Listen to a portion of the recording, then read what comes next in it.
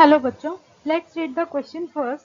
And the question says, divide 136 into two parts, one of which when divided by 5 leaves the remainder 2 and other divided by 8 leaves remainder 3. तो सबसे पहले हम इसका की concept लिखेंगे. इसका की कॉन्सेप्ट क्या होगा? जब भी आप किसी नंबर a को, जब भी आप टू नंबर्स लेते हो a एंड b हमने कोई पॉजिटिव इंटीजर लिए, तो अगर आप इसे डिवाइड करवाते हो, सपोज आपने a को b से डिवाइड किया एंड सपोज q इसका क्वोशंट आया एंड r इसका रिमाइंडर रहा, तो आप a को किस फॉर्म में लिख सकते हो? a को आप b into Q plus r की फॉर्म में लिख सकते हो. तो ये आपका इस तरह से लिखने का मेथड है, जिसमें b आपका डिवीजर होता है, q आपका क्वोशंट होता है एंड r आपका रिमाइंडर होता है. तो आप इस फॉर्म में रिप्रेजेंट कर सकते हो. अब हम इसके सॉल्यूशन पे मूव करते हैं. तो आपके पास है 136 एक नंबर. तो 136 एक नंबर है, आपने इसे टू पार्ट्स में डिवाइड करना है. तो अगर एक पार्ट में x ले लूं तो दूसरा पार्ट मेरा अपने आप ही 136 माइनस x हो जाएगा.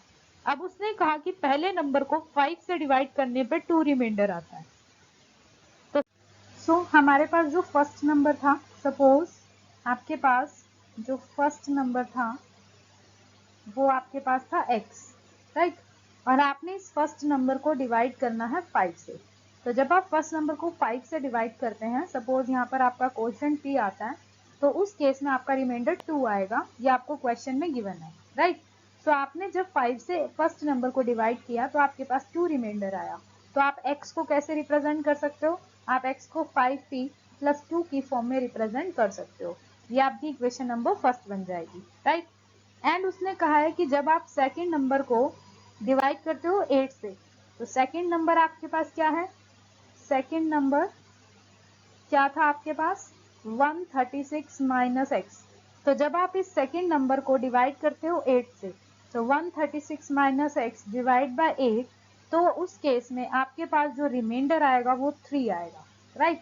तो आप इसे किस फॉर्म में लिखोगे?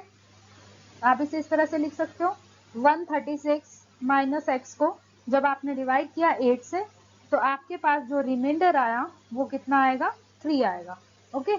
सो अब यहाँ पर हमने सपोज कर लिया हमारा क्वेश्चन q होगा. तो 136 माइनस x ये आपका किसके इक्वल हो जाएगा?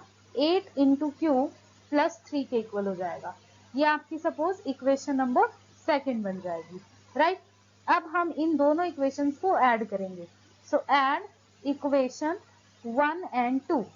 तो हम इन दोनों इक्वेशंस को जब ऐड करेंगे तो आपके पास क्या बनेगा? फर्स्ट इक्वेशन थी x is equal to 5p plus 2. Second equation थी 136 minus x is equal to 8q plus 3. तो जब आप इन्हें ऐड करेंगे तो हमारे पास ऐड करने के बाद क्या आएगा? x से तो x आपका कैंसिल हो जाएगा. 136 प्लस 0 लिखने की नीड नहीं है आपको. ये बन जाएगा 5p प्लस 8q प्लस 5. तो ये आपने ऐड किया. अब हमारे पास ये 5 जो है राइट हैंड साइड में से हमें लेफ्ट हैंड साइड में लेके आना है, क्योंकि ये कांस्टेंट हमारा एक ही साइड पे होना चाहिए. तो रीअरेंज करने पे हमारी इक्वेशन बनेगी 131 is equal to 5p plus 8q.